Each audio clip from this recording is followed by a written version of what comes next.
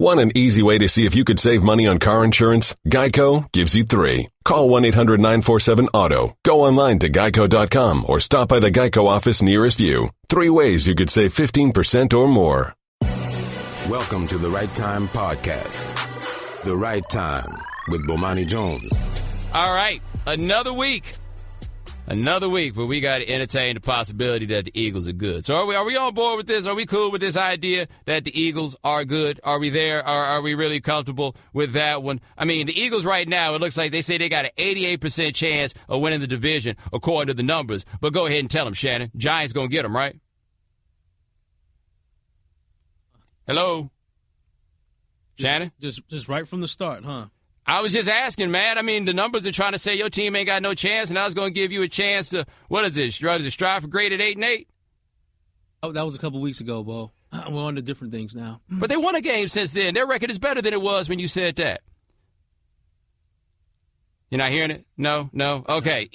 Eagles right now definitely look to be the best team in their division. They now have a sweep over Washington, who you can make an argument looks like the second best team in that division. And it sure looks like the Eagles have a quarterback. I am now like pretty reticent and gun shy about proclaiming quarterbacks to be anything because I've seen too many guys look good as first, second, and third year players only to be out of the league not too long after, to be out there modeling them baseball caps, right?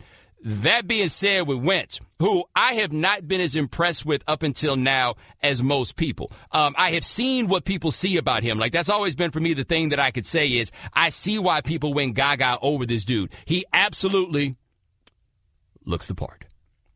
But, I mean, it looks the part in like a good way, right? He's big, he's strong, he's athletic, and I've seen him make dynamic plays, right? Like, it's not just simply he gets off the bus and you're like, ooh, first-round pick. He has a level of talent that I think is spectacular. Like, we're not talking about Blaine Gabbert here, for example, or simply looking the part. He's got it, man. And the Eagles, when they made that trade to get him, I was like, I don't know. Because you remember everybody was telling us that none of these quarterbacks are going to be ready to play day one, that Wentz was this long-term project and everything else. I don't know what happened in between when people said that and right now, but the project doesn't look long-term. Like, it's not to say that he doesn't have room to improve, but this doesn't look like one of those things where it's like, okay, let's see what happens. This dude looks like the truth. He did that thing where he like a burrow or a prairie dog or something like that. Or burrow is a donkey. You know what I mean, though? It's like he burrowed under the ground and then popped up. You saw that play. I thought it was Frank Gore. Remember, Frank Gore used to go in there low, and the next thing you know, like, dang, how Frank Gore come out the pile? This dude's a 6'5" quarterback, and he's doing that in the pocket.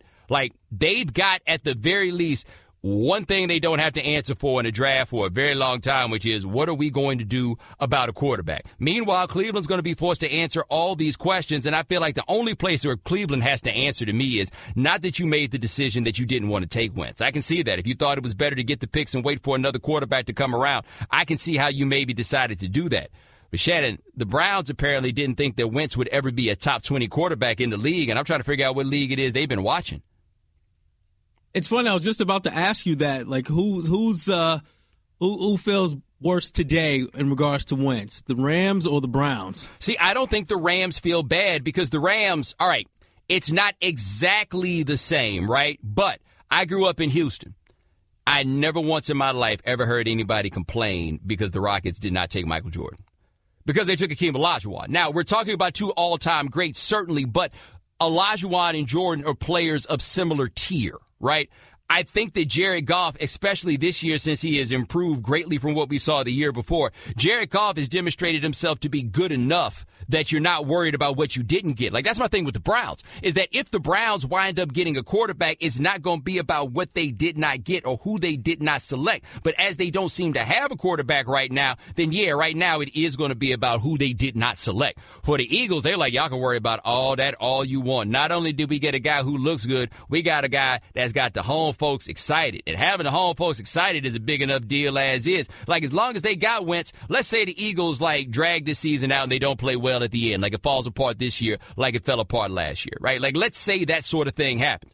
Man, people are much more able to find that silver lining when it's like, hey, man, at least we have a quarterback. And at the very least, they do have a quarterback. Now, could something change? Could this become a drastically different situation for him? I suppose that sort of thing is possible. But I don't feel like I'm looking at Wentz and I'm saying, I'm just waiting for the wheels to fall off. No, I'm looking at Wentz like, okay, let's see how this goes. And I think that this could wind up going very, very well. Now, what's interesting about this, do the Eagles have the best quarterback in the NFC East? Because I feel like it's coming down to him and Prescott. Am I being unfair in this one, Shannon? Somebody going to say I'm hating on Kirk Cousins for saying that? I'm sure Washington fans will say that. But right now, even though my quarterback's in that division, I would have to agree with you. Right now, it's between Wentz and Prescott. Yeah, the question with your quarterback right now is if he's the worst quarterback in the division, if you want to be real about it.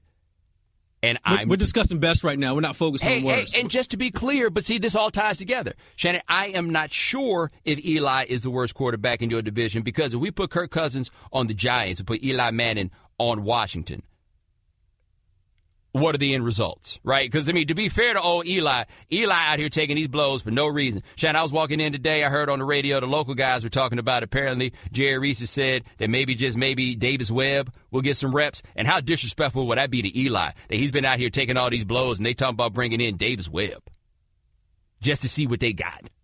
And Eli's got to be like, look, ain't never going to be a day where Davis Webb is going to be better than me. But if you switch the teams, I don't know if the results change. With Wentz, I don't really know how much of this changing team stuff matters. And am I falling for looks the part? Like, is it possible that I'm falling for looks the part? Because I don't think I'm falling for looks the part as much as, yo, did you see that throw?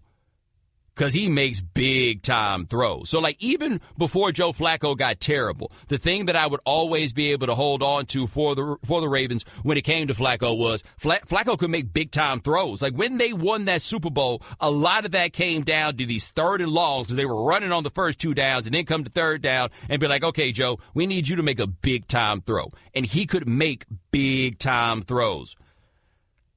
Wentz has got that. He can make big-time throws. He can buy the time to make big-time throws. And he's got guys to throw to, but their receiving core isn't great. Like, Alshon Jeffrey is good, but Alshon Jeffrey wasn't good enough for the Bears to decide they were going to keep him. Nelson Aguilar, we was about to run him out of the league as of last year. Torrey Smith, I mean, we were just talking about that with the 49ers, how Torrey Smith wasn't enough to be your number one receiver. Jeremy Curley was the number one receiver last year for that team. Like, we have to give a lot of the credit to the quarterback in this case. And ladies and gentlemen, welcome to 2017, where as of this moment, I don't like that front, through 7-week MVP thing, because it doesn't matter what's going on through 7 weeks. However, if there were a 7-week MVP, it's a battle between Alex Smith and Carson Wentz.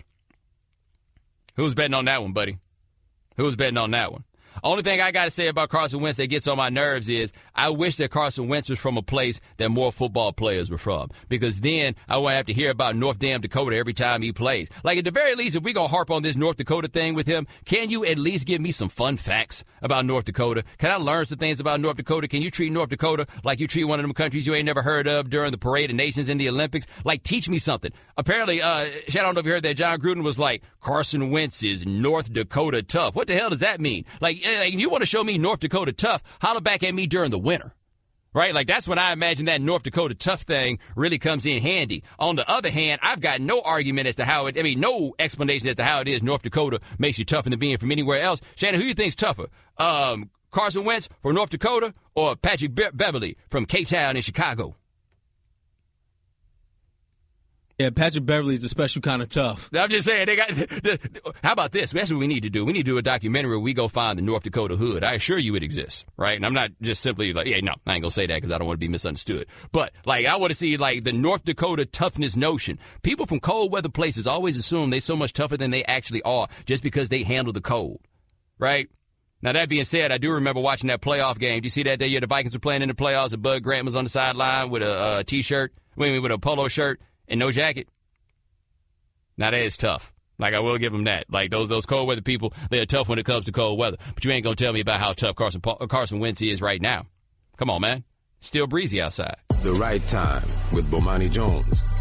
So we're talking about the Eagles. We're trying to figure out, we like to do these poll questions. What's it called? Engagement. That's what we're about here, the engagement. And so we had to give you a poll question, a little different than the poll question you're expecting. It's a poll question about poll questions because you couldn't decide what would be a better poll question. Who is the best quarterback in the AFC East or who is the worst quarterback in the AFC East? So we're going to ask you, what is a better poll question? Who is the best quarterback in the, NFC East? And who is the worst quarterback in the NFC East? Because I feel like the AFC East, the best quarterback answer is pretty clear, as is the worst, although he got hurt.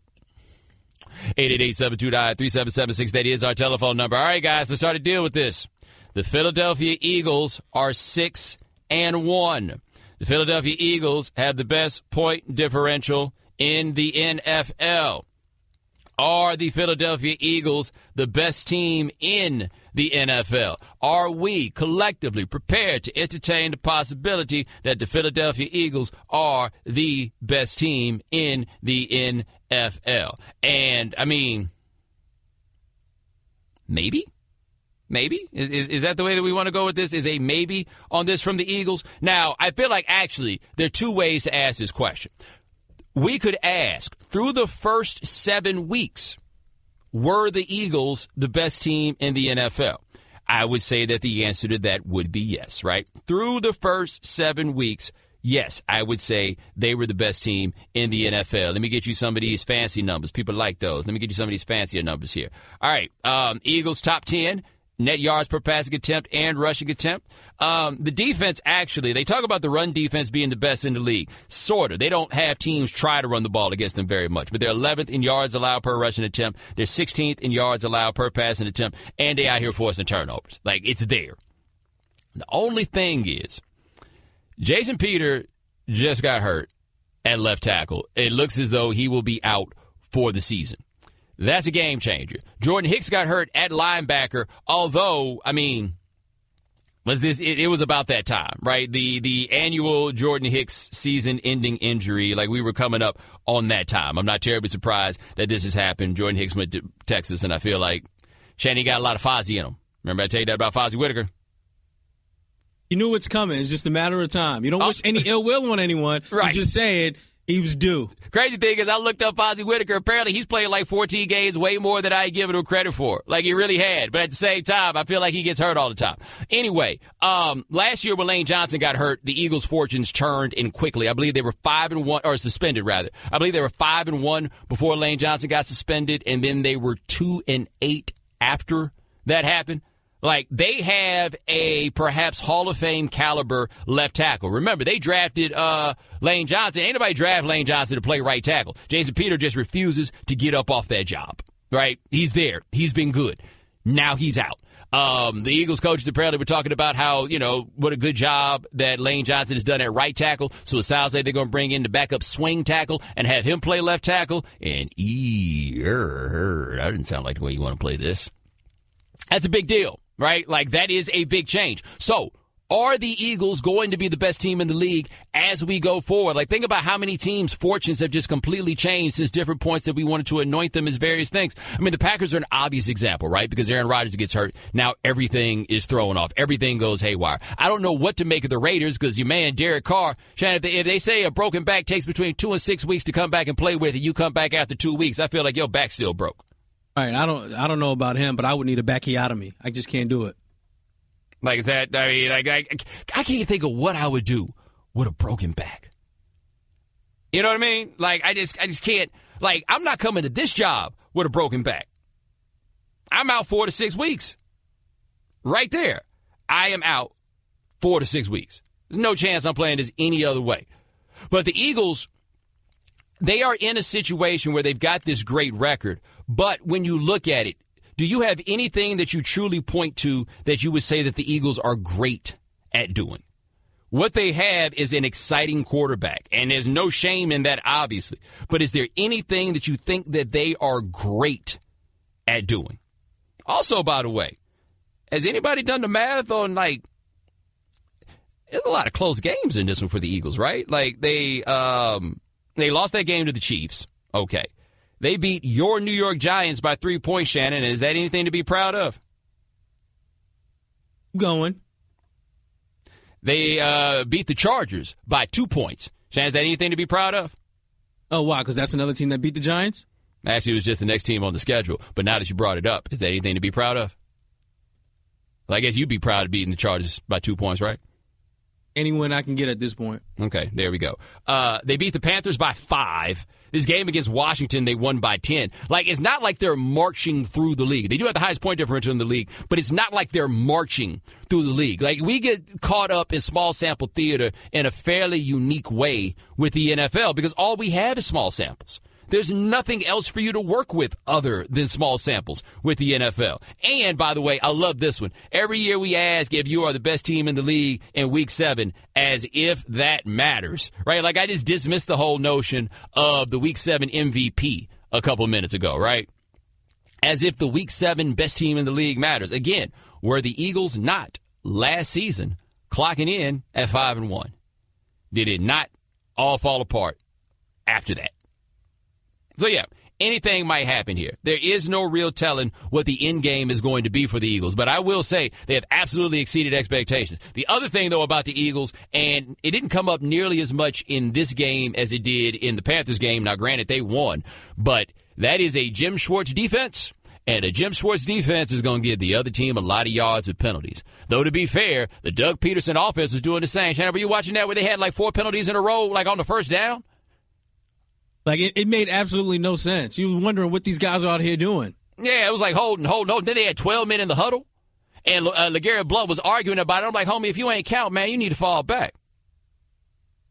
All right, 888-729-3776. That's our telephone number. Hit the phone, talk to Nathan from Montana. Nathan, thanks for calling the right time.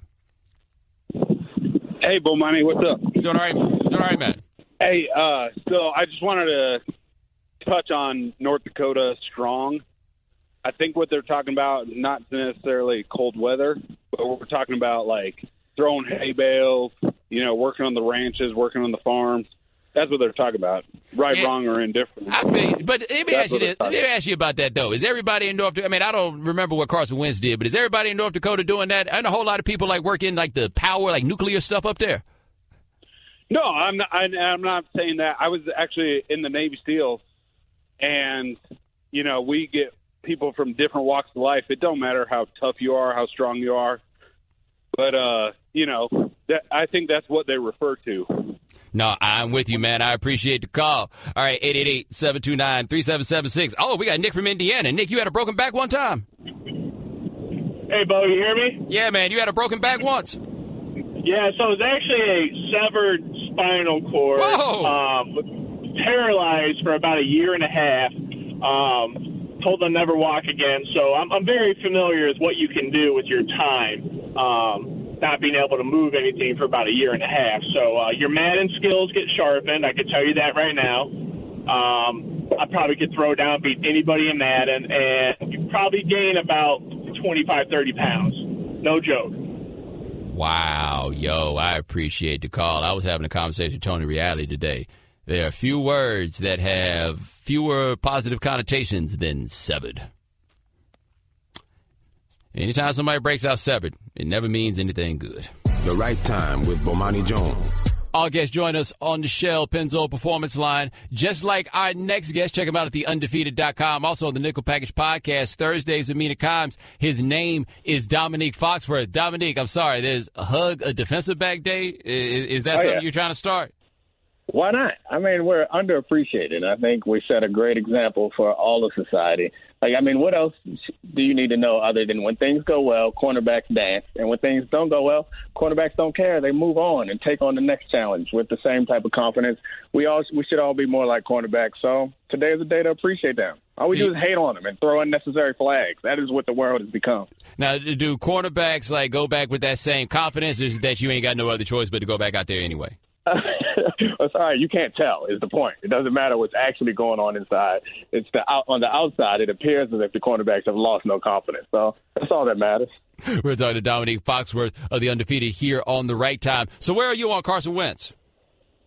I mean, he's better than I thought he was. Last year, I was when everyone was kind of jumping on the Wentzylvania or the Wentz wagon early in the season, I was pointing out some of his issues, and he's better than he was then. But I don't think he's as good as people think he is. I think a lot of the reason why they've been winning is the same reason why they won early last year. Is their defense and special teams plays well, and guys are making plays for him. So last night, I mean, I thought he was incredible. He made tremendous, kind of unbelievable feats of physical strength and kind of things that other quarterbacks would be pointed out and called like what they were doing was beast-like. And that was kind of what he was last night. But that's not I don't know that that's something that is so much reliable that you can rely on going forward. So, I mean, I don't know. I think that that's pretty much my analysis for the whole league is, I mean, I don't know. Like, none of us really know what's going on. I can't tell you how good or bad any team is, but when I kind of take a deep dive on any of these one teams, I end up leaving, like, feeling more down on them than anything else because I can see all their flaws that other people overlook when they just see, like, hey, they got to win. They're 6-1. They must be really good. Well, hey, what's the biggest flaw that you see that's being overlooked? I mean, I think it's their offensive line, or at least their ability to protect Carson Wentz. Like, that was their biggest strength. I think many of the, like, rating sites have their offensive lines rated, like, the best, if not the best, top 3 in the league. And they were getting crushed against the blitz, the Eagles, last night. What happened was they were able to have that one big play, which was when Washington wasn't blitzing. That one big play, scored a touchdown. Next time they got the ball, they were in a 2-minute drill, which was no huddle, which forced the Redskins out of their blitz package. They had success on that too. And then in the second half, they had success on plays where Carson Wentz shook off a free runner on the blitz. And so they never actually effectively picked up the blitz last night. And it just so happened that Carson Wentz shook off some tacklers and made big plays for that 17-yard gain, and then he threw that one touchdown with the guy draped all over him. But I'm not sure that at any point – I'm not sure. At no point last night were they able to, like, protect Carson Palmer against simple blitzes. They weren't, like, super exotic, crazy blitzes. They were just kind of simple blitzes. They had enough people there to pick them up, and they weren't able to pick them up. Our Dr. Dominique Foxworth of Nickel Package Podcast here on The Right Time. So they tell me North Dakota been coming at you for some of this Carson Wentz stuff? Oh, yeah. I mean, I just had the question where John Gruden was talking about he's North Dakota tough, and I was like, when I think of North Dakota, I don't think of tough. I think of, like, desolate and cold, and that's about it. I don't think of tough. So, I don't know. Maybe people from North Dakota are tough. It's just, I don't know. I think New York, I think tough. That's more of a tough city to me than North Dakota. It just means you're cold and alone. Yikes. What about Baltimore? You from Baltimore? Well, I mean, Baltimore, I don't know if I certainly would consider Baltimore tougher than North Dakota, but I don't think North Dakota is on, or that state is on the same plane as Maryland. They need to get past South Dakota first. Right now, They are the lesser of the two Dakotas. Like, come on. South Dakota got Mount Rushmore. They don't got nothing. But one thing I did learn about North Dakota, Carson Wentz, not born there, born in Raleigh. You know who was born in North Dakota? Who's that? Wiz Khalifa. Really? Yeah, Wiz Khalifa, born in North Dakota. Despite that, he reps Pittsburgh pretty hard. But fun facts, that's what you learn when you start coming down hard on random states. Then you have to do some research so you can make fun of people, and you find out that there actually are some people from North Dakota that deserve our respect. Well, apparently North Dakota got that fire. We are talking to Dominique Foxworth of the Undefeated here on The Right Time. You used to play for the Ravens, man. When did Joe Flacco get terrible? I don't know. Like, I don't get it. I have not looked really close at what they're doing, but I've, like, read a lot of different analysts talk about them, and it's so weird because the opinions are so divergent. Some people blame everyone around them, which I guess is what you do when you want to kind of cape up for a guy, which doesn't mean that it's not necessarily true. Then other people are just like, Joe Flacco ruined that team by taking more money than he deserved, which you'll never get me to jump on board with that. So I'm gonna go on the side of his receivers can't stay healthy and they can't sustain a running game. Like, Joe Flacco, at no point were we saying Joe Flacco is Drew Brees. Like, we knew that Joe Flacco was a high-end kind of average quarterback, high-end, and can reach the highest heights and carry you to a Super Bowl when he gets hot. But no one's thinking that he's like Peyton Manning, where you put him on the team and all of a sudden he turns everybody into gold. Like, he needs talent around him, and they haven't been able to do that. They haven't been able to stay healthy. I think that Baltimore has been the most injured team over the last 10 years or so. So all those things go into it. So I don't know. I just don't think that he suddenly forgot how to play football. So you don't just – because that Super Bowl run wasn't him, like, getting lucky or riding the back of the defense. Like, he was good. That the year before and that year, he was good in the playoffs, and I don't think you just forget how to do that. Well, the other thing we talk about the contract is that contract was astronomical for the time, but he makes less money than Kirk Cousins does now.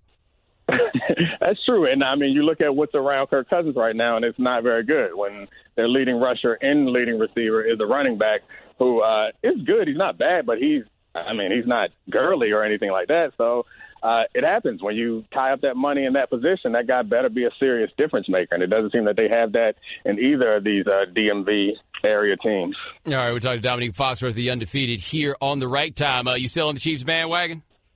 Oh, yeah. You can't get me off of the Chiefs bandwagon. I am avid supporter of Andy Reid and all things that the Chiefs do. And I was surprised at what they did last week. They went away from some of the things that they had majored in, like the more college-style offense that they had majored in. Because I'm one, I know a lot of people say that college-style stuff won't work in the NFL. I'm one that believes that it will. And I think it's smart to go in that direction because it's hard to find a guy that everyone is dreaming of that can sit in that pocket and pass like Tom Brady. Like, those guys aren't out there. It's a lot easier to find guys who are somewhat athletic and reasonably accurate with their passes. And you can create all types of dilemmas and difficult things for that defense. So I was surprised that they went a more traditional route against Oakland. And I mean, they still had a chance to win that game. So, yeah, I'm not getting off the Chiefs bandwagon. They have playmakers on defense, and Andy Reid is going to find a way to score points. I don't care what you say, how bad you guys talk about him. I can get over the clock management issues. Yeah, see, I don't talk about Andy Reid. I have a whole different discussion with him on clock management, which is I would never want my head coach to call plays, right? Because I feel like you're doing too much at one time. Yeah. But to be on the Chiefs bandwagon, I have to think in year 13 that Alex Smith turned into an entirely different person. And he's playing very well, but he's still himself, right? Yeah. So, first of all, the thing about you and I think we've had this conversation. I'm 100% on board with you. Like, I think that Andy Reid, they should just pay him like $15 million a year to be the offensive coordinator and hire somebody who wants to be the head coach. Because it seems to me that, like, he took the head coaching job because he likes the prestige, he likes the title, and that's the next step, you know? But it seems like in his heart, he's an offensive coordinator. Let him do that. And let somebody who is – because clock management is not that hard if you're focused on it completely. It's not like Andy can't do it. She could do it. But just pay somebody. Like, I feel like you could roll an intern out there, and he could figure out when it is good and bad to call timeout. So, I mean, that's a whole nother ball of wax. It frustrates me that Andy can't figure that out, but I'm still going to stay on his bandwagon, especially now when everyone's jumping off just because they lost 2 measly games. By the way, Andy Reid makes me want to interpolate a Willie D classic. Andy Reid is the Kool-Aid man, right? Like, when he got that red on, he's the Kool-Aid man. I mean, Andy Reid is probably one of the most, well, with the exception of Mike Gundy, he might be the most interesting looking head coach out there in professional sports because his body shape and his mustache. Like, the mustache doesn't get enough attention. And that video that keeps on giving of him in a punt, passing, kick challenge where he was obviously a ringer. Like, come on. I don't know why we are continuing to perpetuate this ruse that somehow Andy Reid was 6'3", 240 at 13. Like, that wasn't a thing. That is Dominique Foxworth. Check him out, theundefeated.com. Also, the Nickel Package Podcast, Thursdays with Mina Kimes, and every week here on The Right Time. Thanks so much, my man. I appreciate it.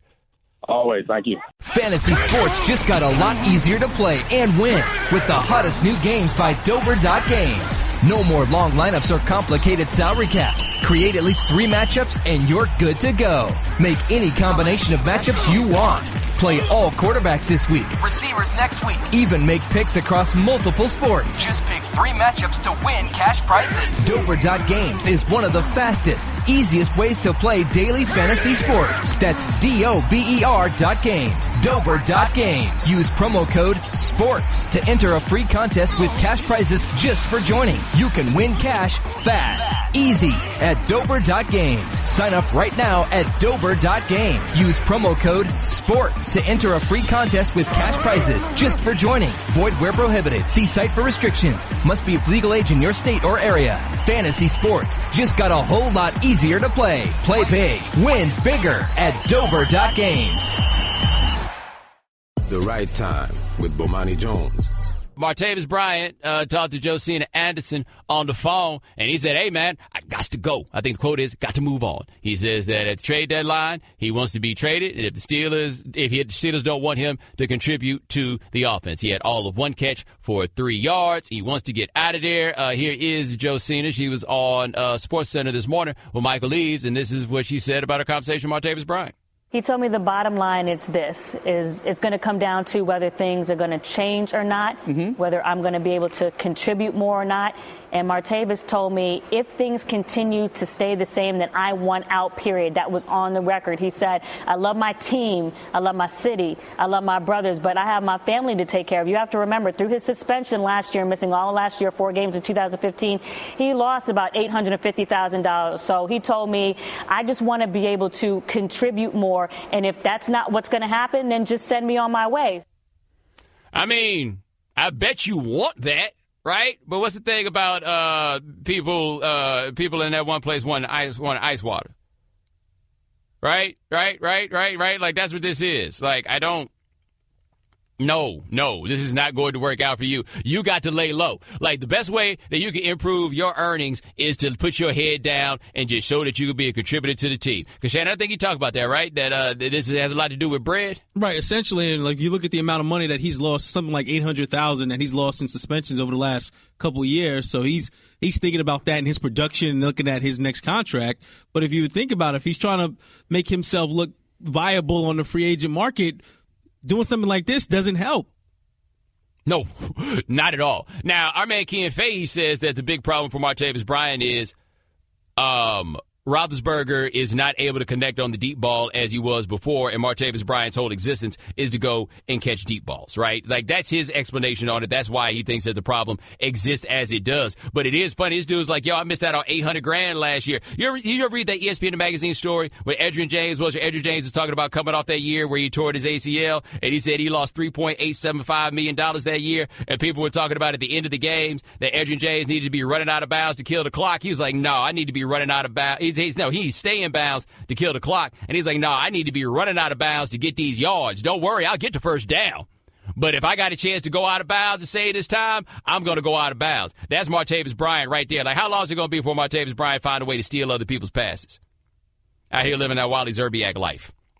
Hey, man, that money's real. That money's real. You are already like a ticking time bomb as far as the substance abuse policy goes, right? And I'm not saying I know anything about his addiction or whether, I don't know the extent of it. I just know if he get caught one more time, it's going to be big problems, which is the biggest reason why nobody is trading for him. Let's think about this for a second. If you were Washington, you got Terrell Pryor, and he hasn't been any good filling the role that Martavis Bryant effectively wants to fill, you trade for him, right?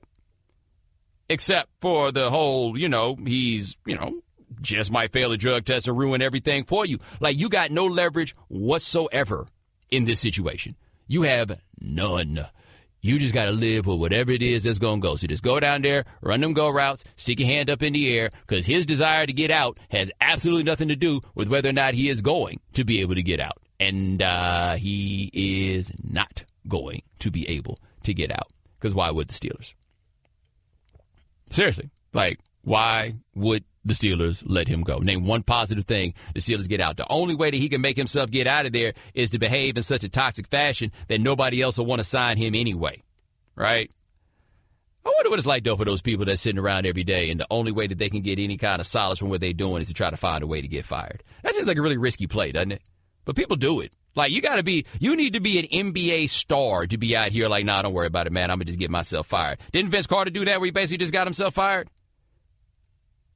He's like, all right, y'all don't want to trade me. It's cool. I get myself traded. Just you watch. Martavis Bryant is not the Vince Carter of the NFL. Just so you know. He is not the Vince Carter of the NFL. The Right Time with Bomani Jones. This process in Philadelphia, had this process been going on for like 4 years?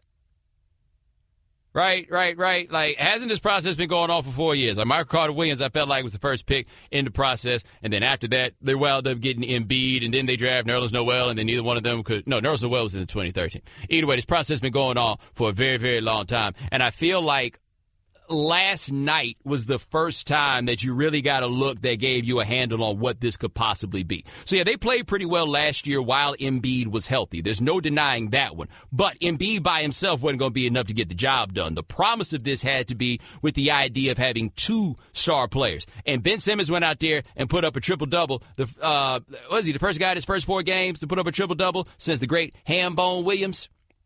In 1969, by the way, I had never heard of Hambone Williams, and then I got to doing some research on Hambone Williams, and apparently Hambone Williams is a very good friend of the current mayor of Miami Beach, Florida. Right. It's crazy the things you find out in a Wikipedia rabbit hole. But here's what the Sixers have with Simmons and with Embiid. They've got two guys, 6'10 or better, who can not only face the basket, but can face the basket and bring it to you. Like, both of them can get to the basket off the dribble from that height, yet somehow both be, like, totally distinct players. They've got some overlap in their skills in the sense that Ben Simmons can block some shots, but they're going to keep this point guard thing up until they realize it just doesn't make any sense to have that dude playing point guard. But It is amazing what it is that he can do. It makes you also reevaluate those LSU years, because I understood where people are coming from when they were saying if he couldn't get LSU into the tournament, then what will he do in the NBA? And he's out here like, look, man, if my skill was passing the ball and these dudes ain't good enough to catch him, I don't know what it is that you want for me to do. But in college, you could not stop him from getting to the rack. Right? I still think there's no more valuable skill in basketball than the ability to get to the rack. So he can get to the rack. He can get the ball to other people if he just develops a credible jump shot. Not a great jump shot. He does not have to be a guy that's shooting 40% from three. It's just got to be credible. You just got to be able to pay some measure of respect to it.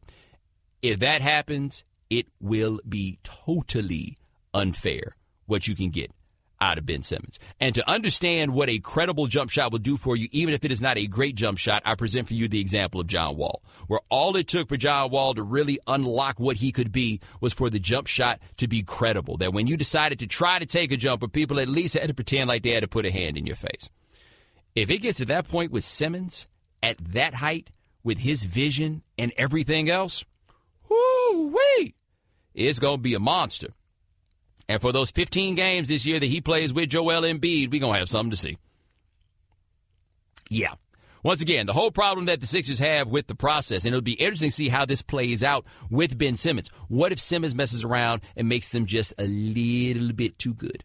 Just a little bit too good. Because I personally have seen no reason to believe that Joel Embiid will be able to stay healthy. If Embiid does stay healthy, I do think Embiid will become the best player in the NBA. If he stays healthy. Like, he's the evolution. He is the evolution of the paradigm. Once he came back and he was able to shoot threes, it's like, oh, okay, this is unfair. Because he becomes a guy that can play outside while still having an inside defensive game. And if you've ever, physically been in the same space with Joel Embiid, I cannot explain to you what a large man that is. That is a giant dude to be able to do all this stuff. So the Sixers, now we're at that point. They've done this a couple times in years before where they get you excited about the potential of what the process could become with just a couple of flashes. But what is the process if Embiid can't stay healthy? I don't think anybody has an answer for that. What is the process if Embiid can't stay healthy? Like with Simmons, I know Simmons had the foot injury, but I don't feel like I'm in a situation where I've got to, if he hurts his foot again, then we'll be asking, long-term questions about his ability to stay healthy. He's not Embiid. Embiid staying healthy, and this whole thing gets frightening. What is it, though, if Embiid doesn't stay healthy? How much better is Ben Simmons really going to make them? Because as exciting as it was for them to watch him put up that triple-double and win that game, correct me if I'm wrong, Shannon, wasn't that the first game they won all year? Yeah, it was it was their first win of the season. And what Embiid didn't play in the previous game because of the limitations that they have on him, where he's not going to be playing back-to-backs. So. And by the way, we're this many years into this, and they still don't feel like they can play him in back-to-backs. What are they doing? I mean, and I don't blame them because they're we want to keep this guy as healthy as we possibly can. But when do you feel comfortable not playing him in back-to-backs? What's it going to take for them to feel like this dude can handle something that is fairly routine for NBA players? So, yeah, you have this thing where guys want to get rest, right, during the season, and they don't want to play back-to-backs, but they play some of them, right? They're not feeling that way for all of them. They play some of them. How long is it going to take? It'll be curious to look at them with the Philly with the minutes restrictions. Once they start really getting good and contending there in the East in the playoff spot, are they willing to sit him and cost games when they're battling for playoff positioning? It's a fair question. Also, by the way, Shannon, how long will it be before Jahlil Okafor go beat somebody up on the street? I imagine he's got to be very frustrated right now, don't you? Right? I mean, he would have to be, right? Because the thing about Okafor, we've said this on the show before, he's a very offensively skilled big man in the low post. The only problem is, are they doing that they're not doing that in the NBA anymore. Here's the thing about it on top of that, though, because I thought his game was very, very good in college, but we can't even limit this to the NBA, though, because his on-off numbers when he was at Duke was better with Okafor off the floor. Now, he's got great hands and he's got all that size so he can feel like such an unstoppable offensive option, but the truth is he's Kevin Duckworth, right? A big body who can put up some points, but some of that other center stuff, he doesn't really give it to you. So Anthony Davis, I think, was the last guy that we looked at as like the quintessential big man that you take number one in the draft if he happens to be there. Before that, it was Greg Oden. But the thing about Greg Oden was you didn't take Greg Oden because of what he was giving you offensively. You took Greg Oden because of what you thought he could give you defensively. Now, of course, it didn't happen in large part because of injuries, but it's the defensive part of being the center that people really wanted you to get, right? Then after that, in the old paradigm of the rules, because the post up in the old illegal defense rules, if you're big enough, you'll be able to get some buckets. But you needed somebody that could hold down the paint defensively. That has never been Okafor, right? That's never been it. So what he does well offensively doesn't matter anymore, and what he's needed to do well defensively, he's never offered. Like, what's going to be wild about this is that when all is said and done, there is a good chance that we will say that Roy Hibbert was a better NBA player than Jaleel Okafor was. Right. And what are they going to get for him? Right, he's just sitting there riding the oak. He got some minutes the other day. Good for him, right? They say he got like 20 minutes of some garbage time or something like that. Garbage? Garbage. They burned that pick, though. They absolutely burned that pick. They had to be sitting there the whole way just hoping that the Lakers would be silly enough to take him. And nope, they were like, nah, we'll take D'Angelo Russell, which, by the way, came with its own drawbacks. Oh, let me ask you in regards to Okafor. Do you think he can still be a starting caliber center in the league, or is he just now going to be a specialized big man off the bench? But here's the thing with that. Starting for somebody he probably can be. But what I'd ask about that is, if he's just a big man to come off the bench, why would you want him to be the big man to come off the bench? Right? If he's going to make you that much worse defensively as he has for the better part of his college and pro careers, if he's going to make you worse defensively, what is he helping you with coming off the bench? Are you going to have it in a situation where we just transfer everything and be like, okay, when Ja on the floor, we just going to kick him the ball down low? Like, I mean, I don't know what in the world you're supposed to do with such an antiquity. Okafor did not play last night, Shannon. Third time in 4 games that he did not play. And Markelle Fultz had to have his shoulder drained. You ever hear about somebody having a shoulder drain?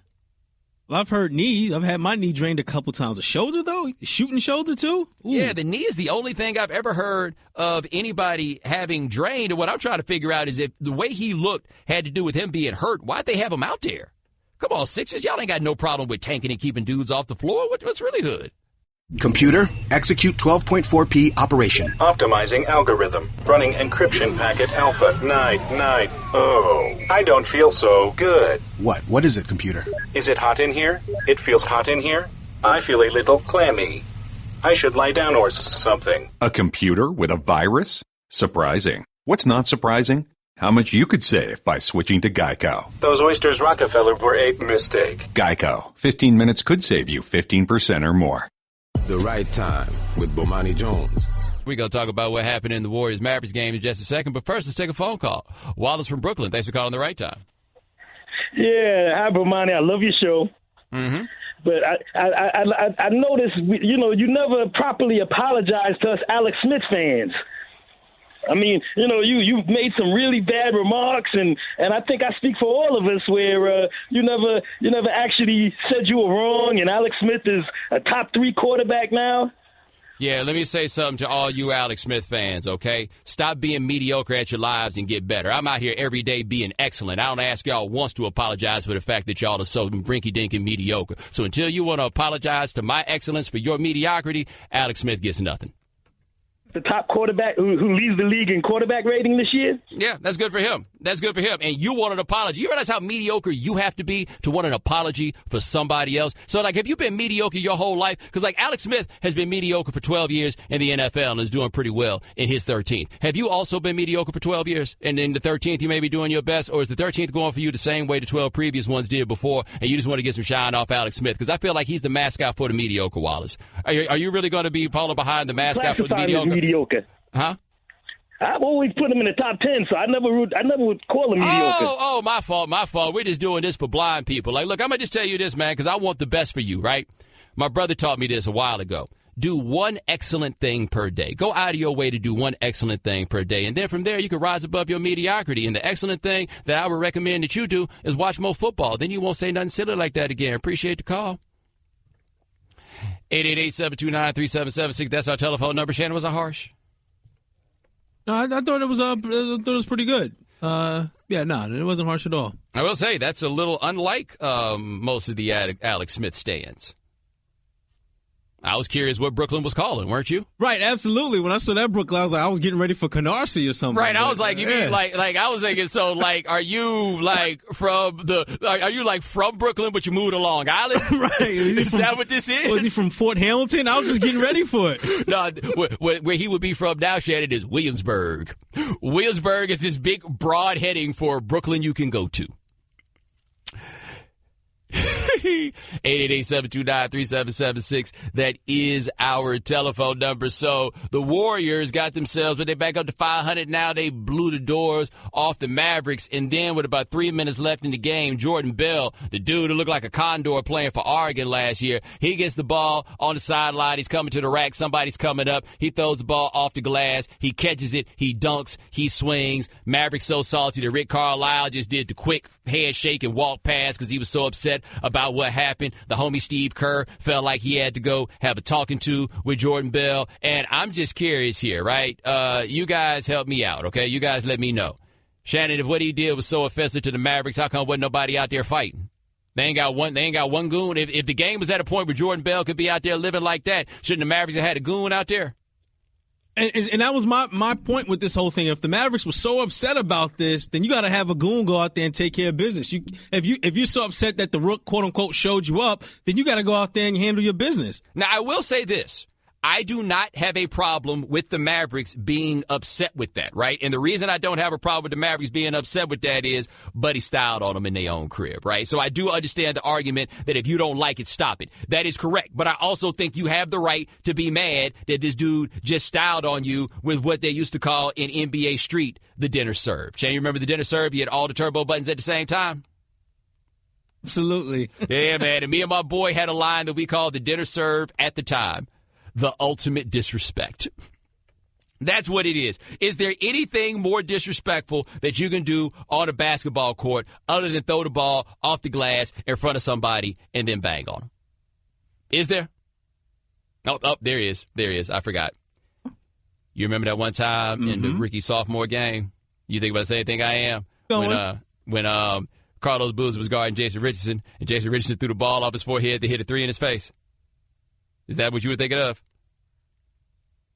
Just imagine if Carlos Boozer was using the Beijing then. Woo! Think about how slippery that ball would have been. You know what, though? The thing about Boozer, after we talked to him that time about that day he wore that Beijing, he knew he was tripping. Like, I feel like if he had the Beijing in his head that day that Jason Richardson threw the ball off his forehead, he'd have been like, I deserve that. You right. I'm doing the most. I had that coming.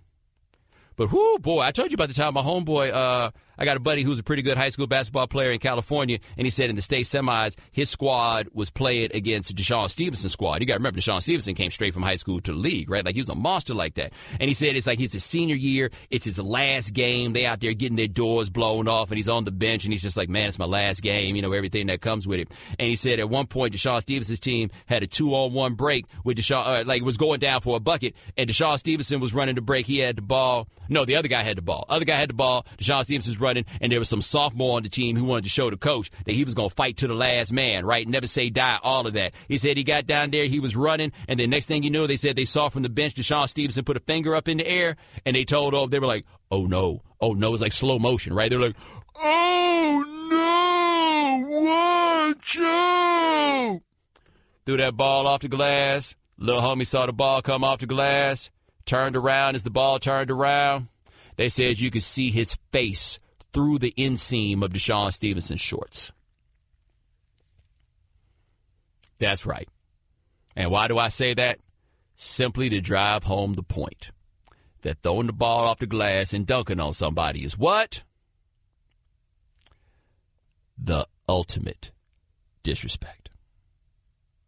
Now, Draymond Green's mama, she on Twitter, you know. And she says, where I'm from, the butt whipping was until the buzzer sounds. Push the gas. Hashtag, these are grown men. No disrespect. Play harder. And, ma'am, I understand exactly what it is that you're saying, but you're not going to say that this wasn't disrespect. You don't do that to me. You don't do that to people you respect. Shannon, you think of somebody who's had the ball thrown off the glass and they got banged on like by someone who respected them?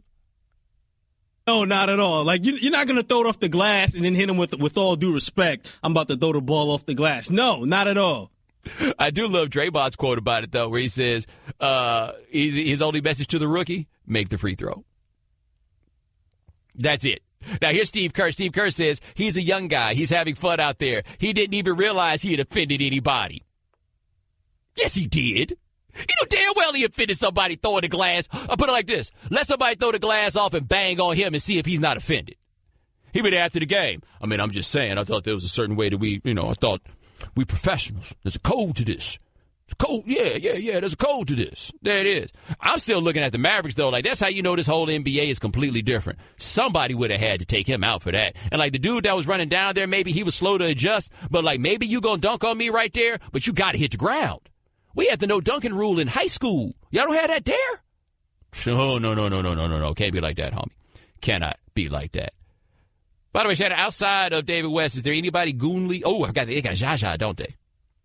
See, speaking of David West, and I was going to bring that up, too, when it comes to the Warriors. You talked about the disrespect in the Mavericks in Dirk, right? Mm-hmm. And that takes us back to that one time that Dirk was on the court and David West was on the court. That was disrespectful. Explain to the folks what he did. All right, so this is the 2008 playoffs, the first round, and I don't remember what it was that Dirk had done, but David West apparently did not like it, and David West walked up to that dude and tapped him on the jaw 3 times while talking to him, and Dirk sat there and listened to every word. Every word. Although, Shannon, to be fair, what other choice did Dirk have if he wasn't going to fight David West? That was so disrespectful, though. It was so terribly disrespectful. Hey, man, but disrespect's tolerated a little more than it used to be back in the day, I suppose. The Right Time with Bomani Jones. All guests join us on the Shell Pennzoil Performance Line. Just like our next guest, he covers the NBA at Yahoo Sports. His name is Chris Maddox. Chris, what in the world is going on in Phoenix, man? Well, I mean, that's been a situation that you wouldn't consider functional for the better part of a year now. You trace it back to the middle of last season when they started shutting guys down, and both publicly and privately, Earl Watson created a divide within that organization. Publicly did it in early March when he said that management was basically dictating the rotations, and privately, as I reported earlier in the week, that he was telling players that he wasn't responsible for the rotations. That created really a toxic atmosphere that really just kind of manifested itself in that opener, getting beat by 48 and continued with a team that's just lifeless. I mean, the Suns, they lack credibility right now. They need to do something significant to shake up that organization because right now, they're a laughingstock. Well, the first question on that one is, was management dictating the rotations? Well, I mean, yes and no. Of course, management said, sit down Tyson Chandler, sit down Eric Bledsoe, sit down Brandon Knight. But if you're a coach that wants to have a functional relationship with your boss, there are ways to answer those questions publicly, and there are ways to deal with it privately. Publicly, you can say, hey, we want to get a good look at our young players. Devin Booker needs minutes. Alex Len needs minutes. Whoever it is needs minutes. And Earl Watson chose not to do that. And privately, he seemed content to sort of foster a negative relationship between players and upper management. And look, you can bite the hand and feed you all you want, but eventually that hand is going to grab back. And that's kind of what happened with Robert Sarver, the owner, and Ryan McDonough, GM. All right, we are talking to Chris Maddox of Yahoo Sports here on The Right Time. Now, Eric Bledsoe wants out. The Suns seem to be saying, fine, you can go. But how long do you think it'll take him to find a trade partner? I don't expect him to take it more than a couple of days. They've engaged several teams on this front. And I think from everything I've been hearing, I think Denver could lurch to the front of the pack pretty quickly because of the assets that the Nuggets could potentially offer. I mean, the Nuggets have been kind of soured on Emmanuel Mudiay over the last year. His shot has not been consistent. He's been turnover prone. I don't know that he reinvents himself in Phoenix, but that's the kind of young piece that the Suns could potentially add to their mix and maybe see what he's got. Maybe see if they can restore him a little bit. Tim Conley, the GM with the Nuggets, his brother works as an executive with Phoenix. There's a relationship there.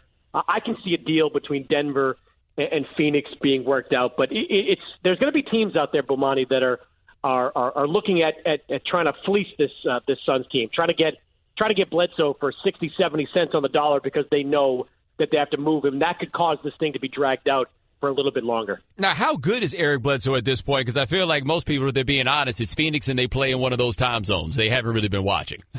Yeah, exactly. Look, he's pretty good. I mean, he's probably on the second tier of NBA point guards with still the potential, 27 years old, in the right situation, the potential to leap up into that first tier. But, there are teams out there that have watched that situation from afar, that see the tweet, that just don't want anything to do with it. Teams with young players, they just don't see the upside in adding a player like Eric Bledsoe to the mix. Throw in the fact that he makes a lot of money, and you're going to have to find a way to make salaries work to bring him on board, and it gets even more tricky. The Nuggets, again, Moutier is one piece. Kenneth Faried makes a lot of money.